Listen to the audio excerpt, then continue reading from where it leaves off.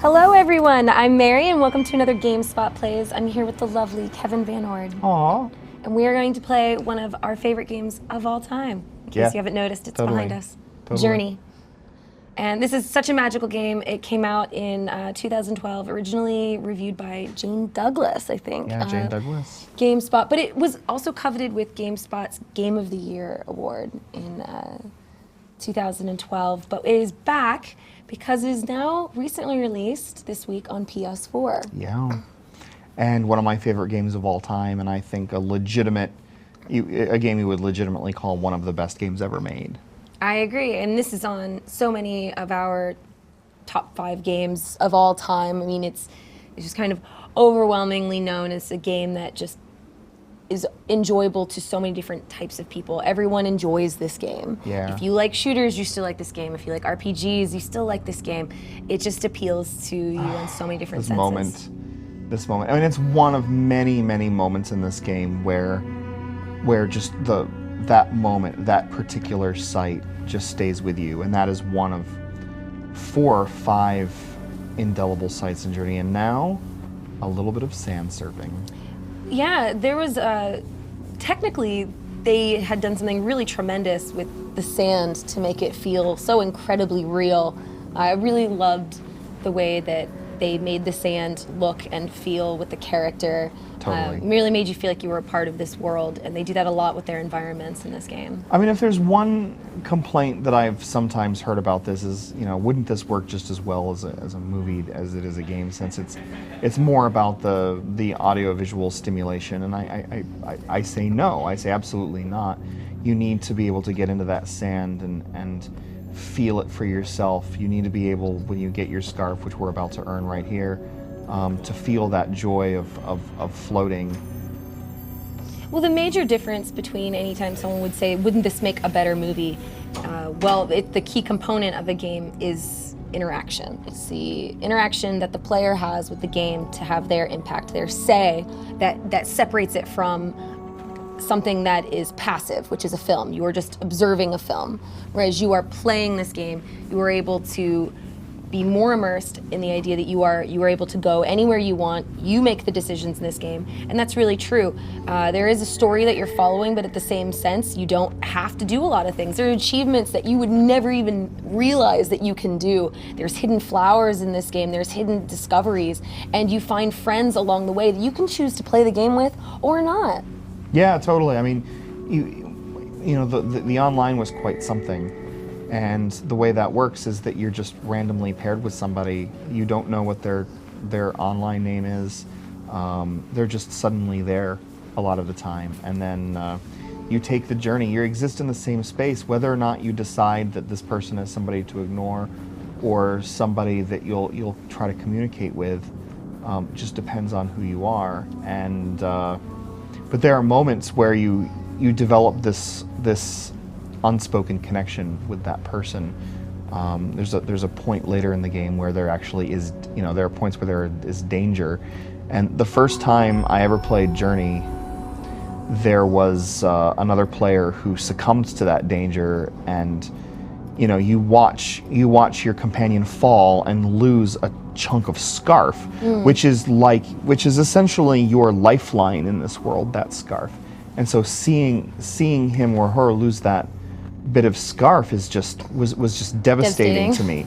And it's the power of this game to make moments like that happen, all wordlessly. Yep. It's a huge achievement that this game can make you care about someone that you know nothing about. There is enormous amounts of emotion to people that you do not know, that you've never spoken a word to, and how communication can even happen without words is just an enormous achievement, in my opinion. When you look at the way that I'll tell you a story. The first time I ever played this game, I also, when I was running around with my companion, he had a longer scarf than me, which is representative of their history in the game. Longer the scarf, typically they have more knowledge about the game. They've been playing it for longer. They found more pieces and so on. And there's only one way you can interact with people, and that's like your little ding, your little noise that you can make, and that's it. Your little bing, bing, bing, bing, bing, bing. So we had just finished a smaller puzzle, and I knew the next way out. I could see it, and I was going there, and he kept dinging at me, and he wouldn't follow me. Yeah. And so I dinged a bunch back and said, "It's over here." And I remember being a little obnoxious about it, like, "It's over here, stupid. Like, I've already found it. You know, And here's the exit." He was trying to help you. And he was adamant that we didn't go. So I said, "All right, what do you want?" And I follow him, and sure enough, there was a little secret underneath a staircase that I would never have seen if he didn't show it to me.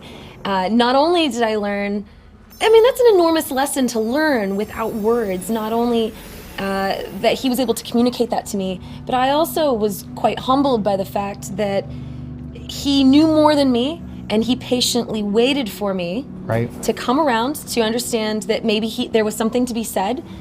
And there was nothing more of it. There was no animosity, no aggression. I learned a valuable lesson, and then we continued our journey together. Yeah. That was a really beautiful moment that you can have with another person with absolutely zero words, but yet so much communication.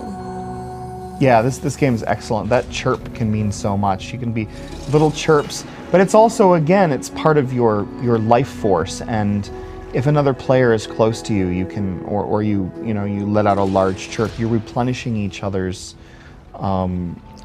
scarves. Yeah. And you can see here, like, and the scarf is your key to jumping. It needs to be, you need to have some mojo in that scarf in order to make leaps like that.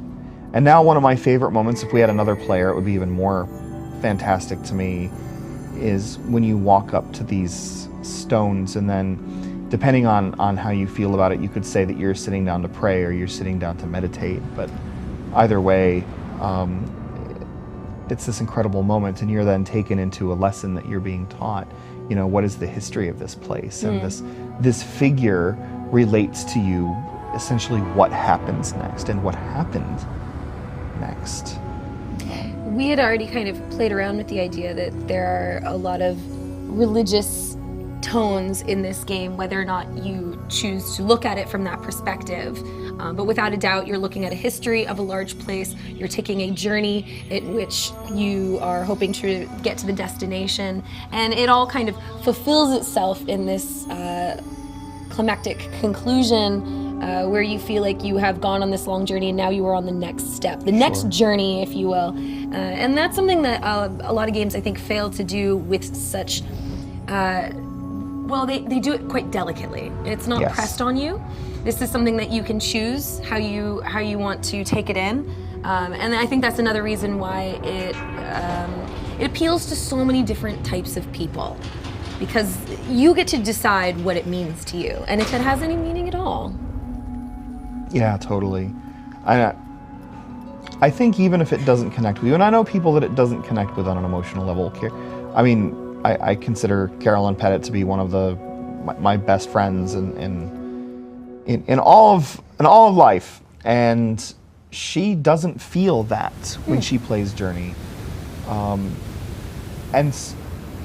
I do think that even aside from that, even if you don't connect in that way, it's still hard not to admire the way the game feels under the fingers, the way it looks, the way it sounds. It's absolutely gorgeous. Whether or not it moves you on a fundamental level, I think that it's difficult to deny that it's gorgeous and that it feels good to play and that it's it's appealing. But I do feel like those of us who are lucky enough to develop that connection, we have we have something special, and now a companion is here. Yay! This is where I first met my companion. We built a bridge together. This is like the first puzzle where you have to work together with someone. And when you look at the large scope of this game, I mean, look at this large area. This was really a technical marvel that they put this on the PS3. It kind of still surprises me how much they packed into this game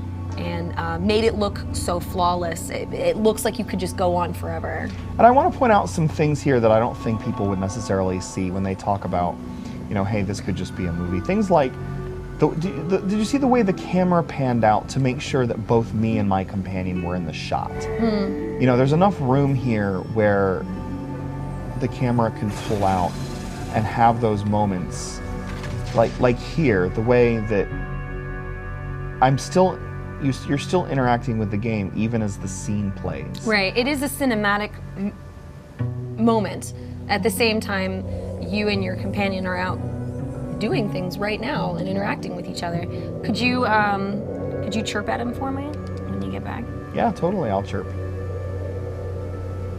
But even here, you see the way the camera's pulled back, and then when your companion is off of the screen, it gives you a little glow. It gives you the glow. It's not an arrow. It's not.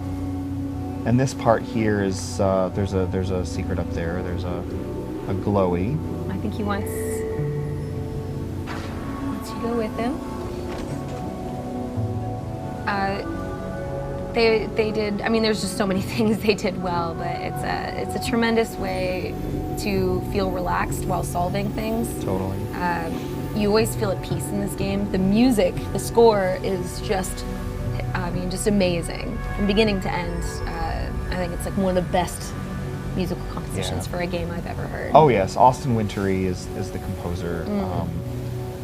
I'm proud to have met Austin before, to have seen him speak at GDC, to talk with him, and have done stories with him.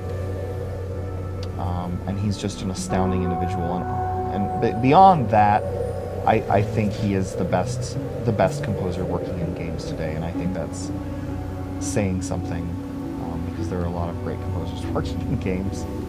Yeah, and you can see the wind interacting with the sand and making it almost look like fluid water. Yep. It's really beautiful.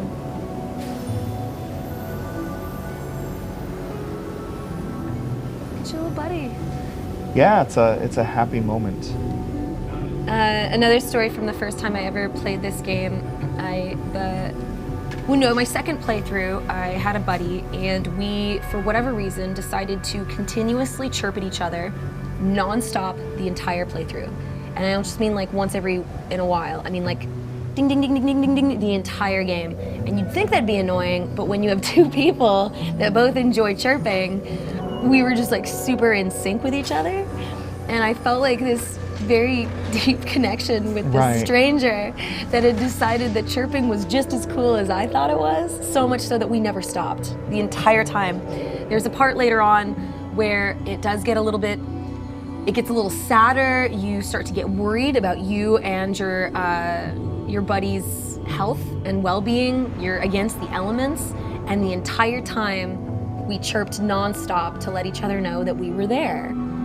And it meant something to me, so much so that you will remember these moments long after you play. There was a glowy, and I wanted to go get the glowy before. Give it a little chirperoo.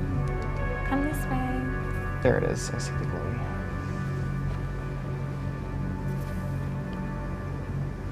And of course, replenishing your scarf is a big part of this, because you need you need to fill it up so that you can leap.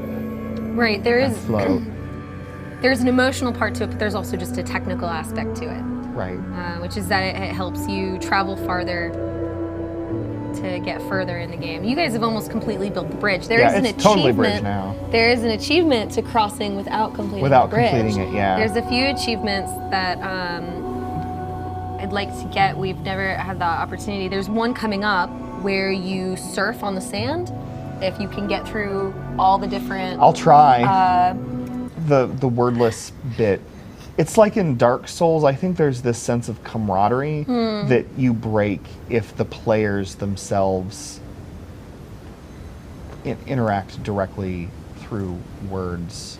That's interesting. There's something to be said about that. And I know there's a lot of developers that always think as soon as you can interact with another player, chances are you're probably going to do something to harm them. That's like a natural thing, right? Like if you can meet someone in an open world, you might instinctively try to mess with them or negatively impact them, and they have to restrict that. But in There's this no game, real way to do that in this game. You can't harm other people.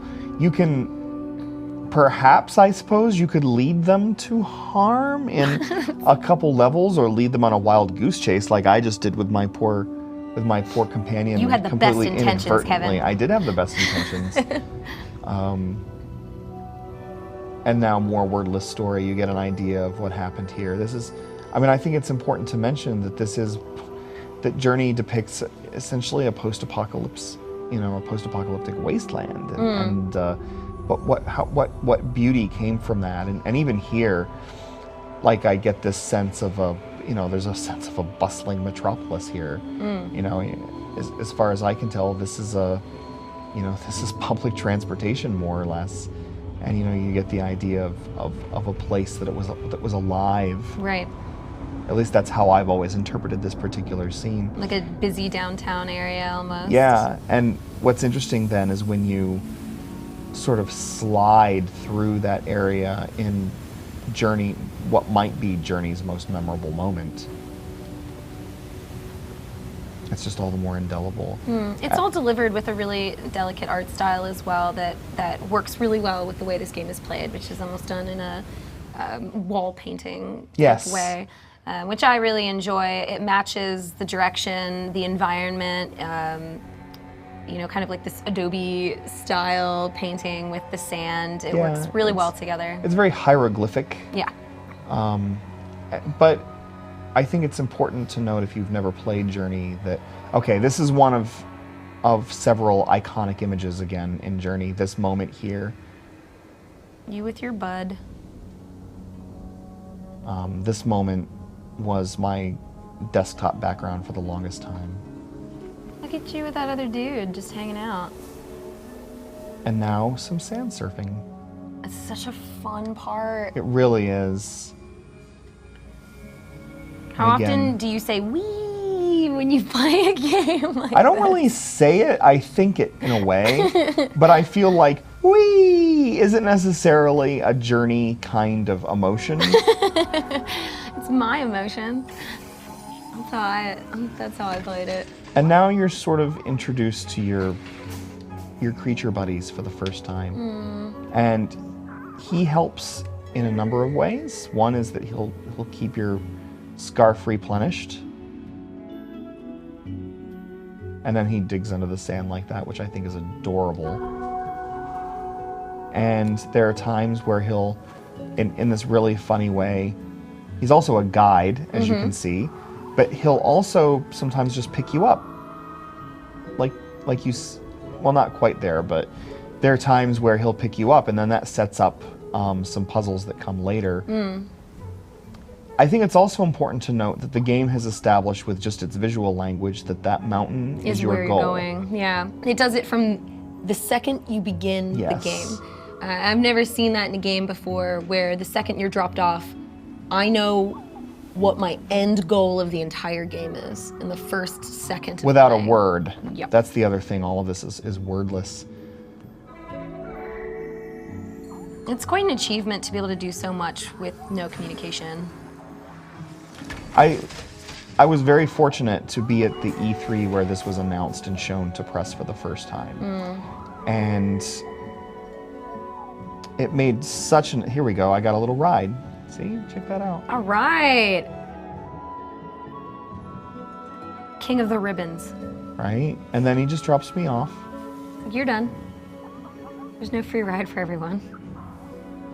So beautiful. But anyway, Genova Chen was there and talking about what they were going for from the game. And the inspiration was nothing like what you actually see on the screen. It was emotional inspiration. He knew what kind of emotion he wanted people to feel when they played. And it was inspired by what astronauts talk about when they go to the moon and they look down and they see the Earth beneath them, and it's humbling and melancholy, and you feel small and alone.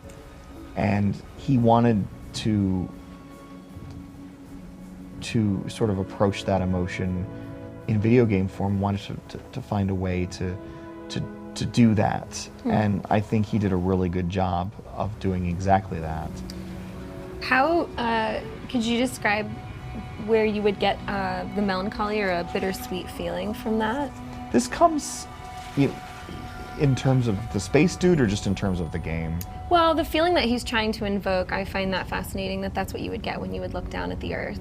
I've never done it, so I think I think wouldn't it's know. very humbling. You look down and you realize how small the Earth is, and then you realize how small everything is and how tiny and sort of insignificant you are. And yet, I think at the same time, there's something powerful about that, in the sense that, you know, like here, you have a companion. There's togetherness to be found in the void, and I think that's ultimately a big part of this game is, you know, the togetherness that you find in the void. And again, it's one of those marvelous things that this game manages to capture, at least for me. And here's one of those moments where, and I love that how it's taught you that that's a possibility very subtly earlier when you first encounter those creatures, that they might give you a ride, and then that's all you need to know. That information right there was all you needed to know to solve this little puzzle. They introduced a new game mechanic without you actually needing to use it yet, just so you could just be introduced to it. I don't think we're too far And they're all trapped in here, and it's actually heartbreaking right now. Even if you don't know or understand or care about the circumstance, I think there's something you just instinctively know that they're trapped in there. They're calling out. But luckily, they don't remain that way, as you see in literally just a moment. Set them free.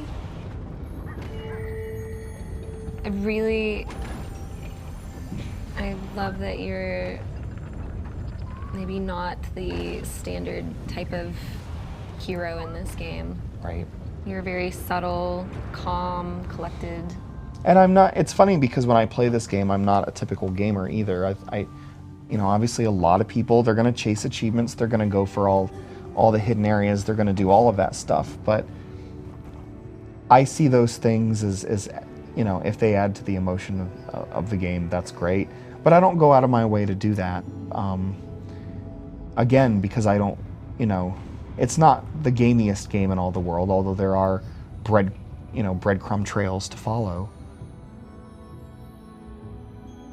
But what I get out of it is different than, you know, another game where I'm going after a bunch of collectibles, say.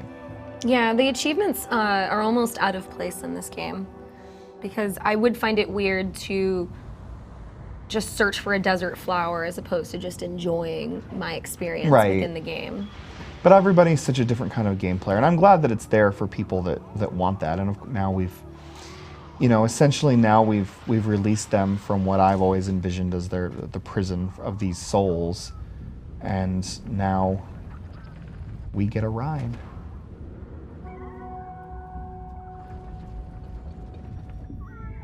Yeah, this is a lovely moment. You got a new bud? I think so. It's hard to tell. Hard to tell. I couldn't tell if that was actually a weird visual glitch for a moment, or whether at that moment I was connected with someone else. And now we're getting to several more scenes. I think this is now the sand surfing scene coming up. This is my favorite scene. So this is the scene that, you know, in most games you'll have a moment where you say, holy crap. And this was it for me. And now I'm going to try to go through gates to get that achievement. After all our discussions After all the discussion just now. Not getting achievements, get that achievement, Kevin. No, no. I think it's like 12 of them, so it's not easy. Yeah, I'm probably not going to do it. But, see, and there was a glowy over there that I missed. That's right. I remember when I first played this, I went out of my way to try to get the glowy. And then a lot of times, you can just enjoy this ride. Like, what a fun ride. It's just gorgeous. It feels so good. Oh yeah, this is for all the fans of and here we go. Skiing games like snow. This is where it gets everybody else. Camera pulls away and you get this moment, and it's just this game. And there's a glowy up there that I'm gonna try to get, which you can get. Maybe at least to see if I can get any of the all right, go through some any of of the these. achievement. Oh, I should have stayed over here maybe and then gone off. It's like surfing on gold. It's really stunning. I'm sorry. I know that we have to stop. It's just I can't. With this game, it's just so hard to pull away. Like, I love it so much. I love your little companions too. Not your main one, but the little guys that have helped you now throughout the way. They're just enjoying themselves and their new freedom. Makes you feel really good. And I don't know that I'm gonna make the achievement because I turned off, after all that, earlier I turned off notifications so that they wouldn't be annoying during the We'll know stream. it in our heart, Kevin. Well, I'll know it because I'll look after we're done. But I went through as many gates as I think I could. It's not as though that was much of a challenge. A lot of them you just need to go through them and find out that they're there. Okay, and here again, for me, this is the best moment of Journey. We all have our favorites, but this is my favorite moment of Journey, is this scene. I'm glad we got to show this.